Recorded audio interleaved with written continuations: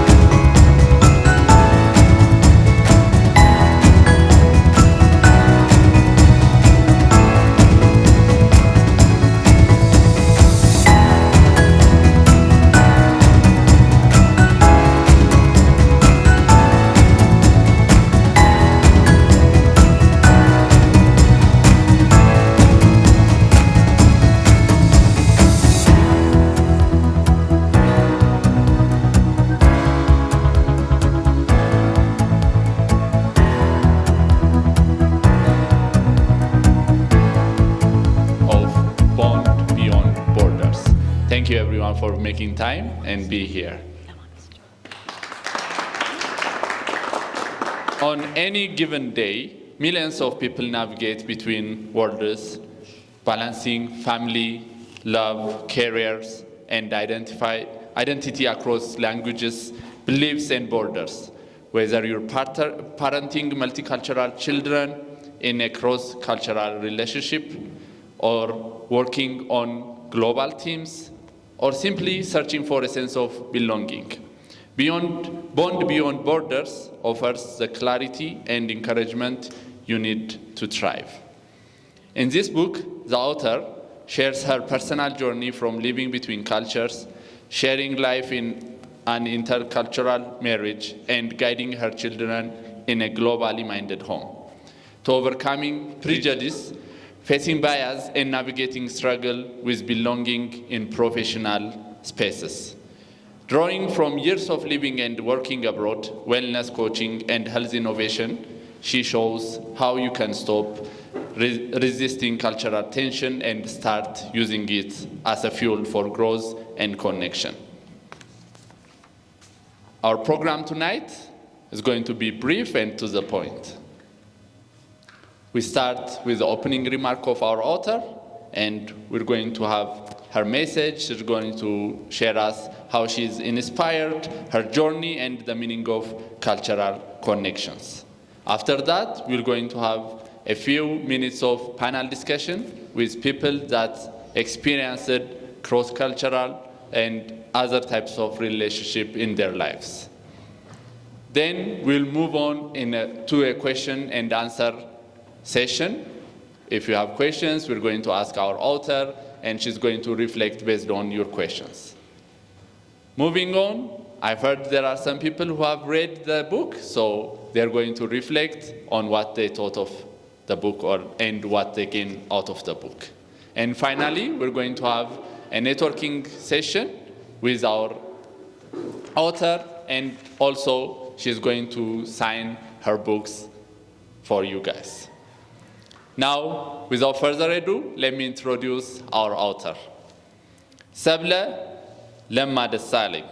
Seble is a health and fitness coach, author, and a registered nurse with experience living and working across Africa, Europe, Asia, and United States. Drawing from her personal, social, and professional experiences, she helps individuals, families, and professionals understand cultural differences and build resilience and create meaningful connections. Without further ado, please allow me to welcome our author, Seble, to the stage. Good evening, everyone. Thank you so much for coming. It really means a lot to make time to show up. I mean, coming to Piazza is not easy either. Finding parking and everything, I really appreciate it to take time and to come here for one of my most important days today so that I can share my experience. We can talk about certain issues and the book and what are the tools that are explained in there and how it all began and everything about it in short, somehow. My name is Seble. Most of you know me by family members, through work, through fitness, through school, through partners, or parenting our kids, or through so many things. Because life takes you so many places, and you meet people along the way. Some teach you amazingly valuable lessons. Some experiences can make you feel falling down or questioning, why am I doing this? And some moments make you feel proud. Wow, I passed those moments. And I started, the whole idea of the book started when we had like simple moments when me and my husband, as some of you know him, Oliver, he's from Germany. And sometimes there's this cultural moments that happen, and we say, wow, we should write a book about this. I mean, I didn't know, and it's a constant learning process throughout the journey. And I think it was back in 2010, 2009, through workspaces, certain things are being misunderstood, or the way you want to express yourself and the other person perceives it differently. But to give you highlights from where it all began, I would like to ask you a question. Have you ever moment? Have you ever said something and said, like, why did that person react that way? I was going to say that, but you expected that person to smile or to laugh, but you got a completely different experience. And you say, like, what did I do? What have I said? And I've had so many of those moments along the journey. At some point, it was, I think I was standing in a shop, and I was buying certain cosmetics and all the stuff. And are you sure this is for you? That's not for, that's not going to work for Africans, or certain moments like that. And I have I've said to myself, what do I say in this moment without being offended or also offending that person? That's one of the most challenging things when you travel, live abroad, is how you say it can be perceived differently as you want to say it. Regardless of what language it is, even Amharic with Amharic, sometimes I make jokes trying to teach the meanings of Eshi by itself has so many meanings. You can say Eshi, right? And you can say Eshi, and you ask, so tell me more. Even with the same language, some things are perceived. And if I ask each one of you, I'm sure you have those moments where you say, have you ever had this cross-cultural or cross-language or misconceptions? I'm sure you have one of those stories, and we will dive into them later. But I don't want to bore you so much about it.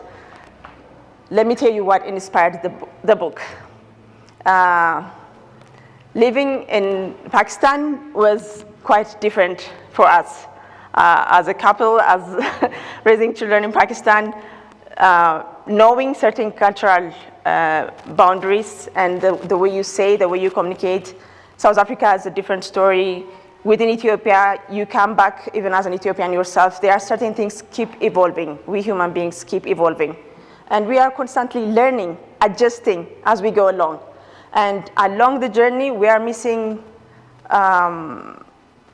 we are reading a book of life somehow and experiencing it as we go. None of us are masters at it. None of us have figured it out. But we lose the moment of joy knowing people from abroad or knowing people from different cultures, even in the same cultures, that come along the way. And they teach us, if you look back in your life, there are moments that changed your perspective. There are moments that changed the way you see the world, the way you see Ethiopian culture when the first time you came here, or the way you see the first time you went to Europe, or the first time I went to South Africa, Pakistan, India, wherever you go to.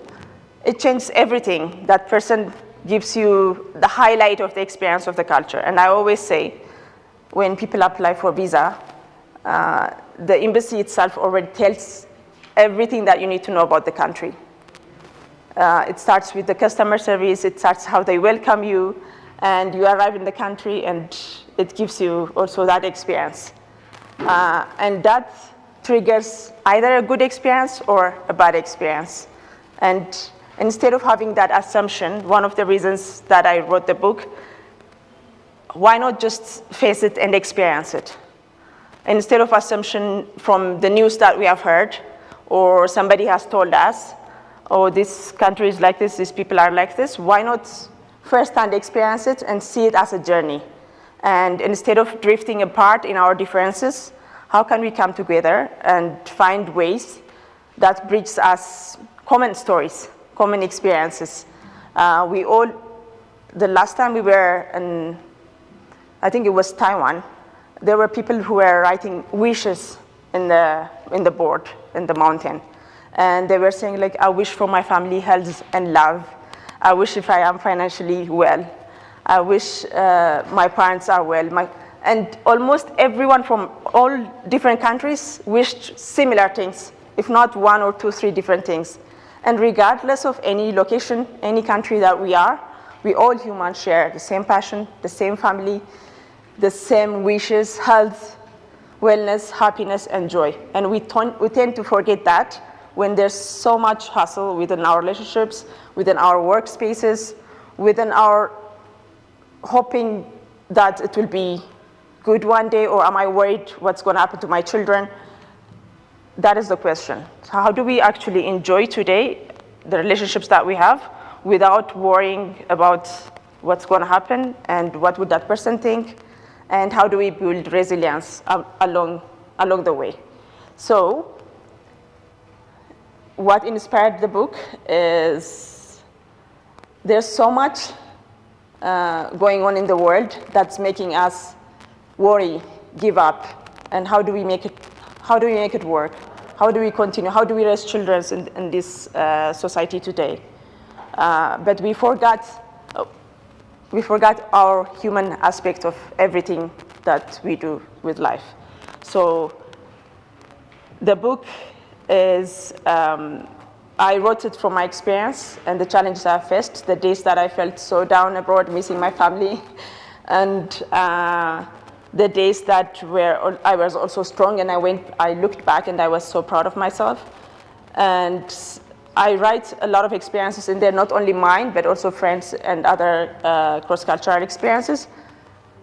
Some friends gave up and came back, or some friends went into, they fell down so much, they couldn't get out of so much stress, anxiety, and all that worries. But how the book is as a tool that it guides us. How do we tackle this challenge and pass through with strength? We all face challenges one way or the other, but how do we pull through? Just don't stay down, but get up. It's going to be challenging. And it's also for the youngsters to prepare themselves, say, what are the challenges to expect? And how do you go through them? How do you handle them? It's also identity. Some people also struggle with certain identities. Going back to your home country and you have challenge adjusting back, it takes some time, and it's okay. It's okay if you don't know certain things, how it works. You can learn. I think it's also about showing grace to oneself and showing grace to others, even if we don't agree on the same things at the same time. And it's okay to have differences, but still maintain the relationships regardless of what our culture brings, our identity brings us, where we come from, where we go, and what we believe in.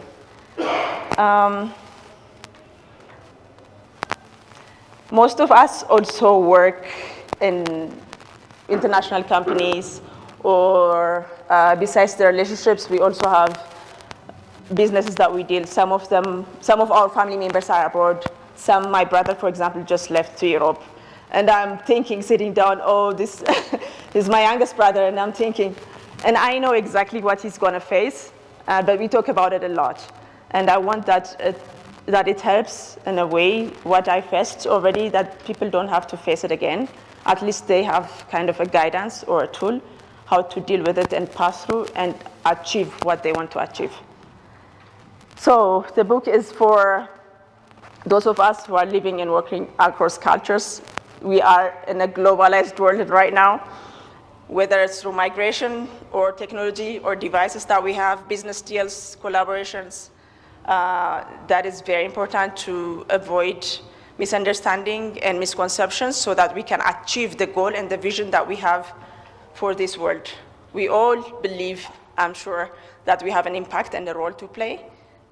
We are, at the end of the day, a team to build a better world for our future children and also enjoy life today. So global professionals, intercultural couples, and I know some of you guys are also in intercultural relationships, and students and travelers, because when I was a student in India, I think I had so much stories that I discussed with my parents most of the time.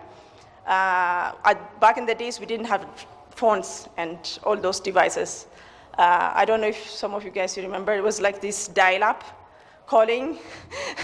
It could go like, and it's like, are they going to, like, I'm not even sure that I'm going to talk to them. And I was alone, so I went through a lot of things. But achieving that there was a lot of down days, and there was a lot of uplifting yourself up, regardless of whether you are alone or not. So yeah, I hope this book gives strength, courage, lessons, and some tools that I mentioned there to define your own new norm. Maybe there's an old normal that you you knew that it worked for you, maybe it's time for a new normal. And it's okay to have a new normal.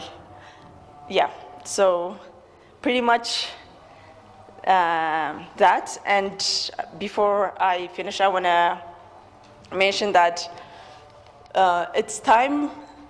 There's so much beauty in different cultures around the world, within Africa itself, even within Ethiopia itself. Beautiful cultures, beautiful foods, and everything. But we are so bombarded with the informations, the bad informations, because there's a tendency, we human beings, to focus on the bad than the good that we had or we have in this moment today. I think it's important that we embrace our cultures, that we also enjoy our cultures, and be open-minded to experience the other person's vision or how that person sees the world or explains certain cultures, and actually actively listening to that and be willing to experience. Yeah. And I know some of you guys are also some of you guys also travel a lot. You also have family members abroad. And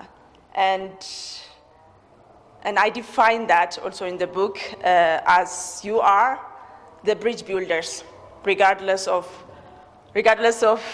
location or what kind of relationships that you have with different areas of the world. I feel like in your workspaces or the impacts that you are making, even in your home, is a powerful purpose that you are doing.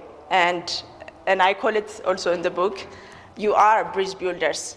And building bridge takes time, as you know. And it takes bricks by bricks. And it needs each one of us to build that strong bridge, whether it's in our workspace, in our marriage, in our relationships, or maybe the business deals that we make. So let's continue to building bridges and minimize the gap that we are building with this drifting apart, rather to bring us to remember that at least one thing that brings us together than that is differing us. So that's what I ask of you.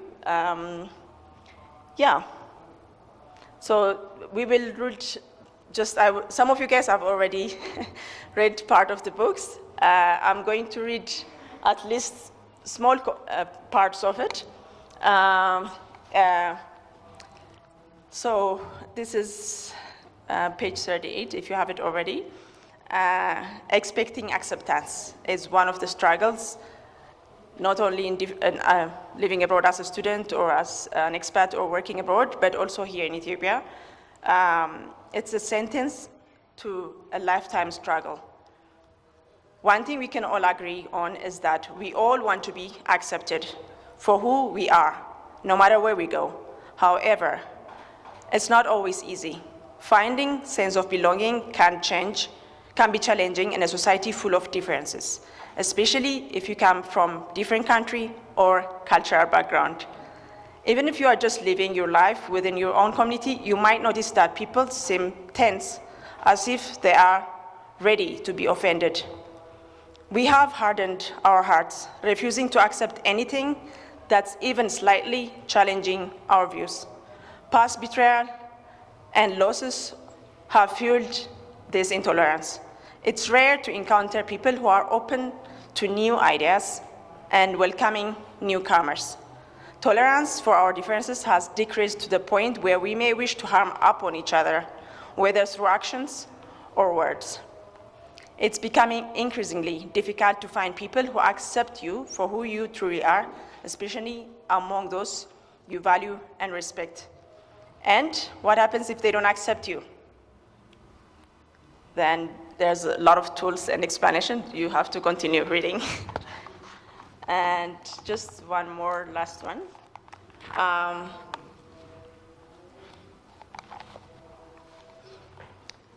Earlier I just described the new normal you need to define for yourself to enjoy life. And as a wellness and fitness coach, I am I'm super coaching about it, of keeping your peace your joy, and your present moment to be the most valuable time in your life. So every moment counts. But in order to do that, I'm going to read from page 169. I say, be free and own your tribe. It's special. Whatever that tribe you're defined, maybe it's just within your kitchen table or dining table. That makes you happy, and it's okay. And one common mistake we often make is spending years trying to fit in. To be honest, none of us will fit into each other. We all have different perspective, purpose, journey of life. And that uniqueness is that makes exciting being alive. And I think we should enjoy that. And we feel the need to explain our choices and those of our partners to others only to find they will not understand. We need to seek grace and comfort within ourselves, within our people and culture, and grow up believing that we truly belong in where we define our own new norm. Now, you are in the process of creating your own tribe. When I mean tribe here, it means your own home. Every family home has its own culture. Maybe you remember from your mom, your dad, the way we cook, the way we serve dinner on the table. So define your new normal and enjoy your life. Yeah.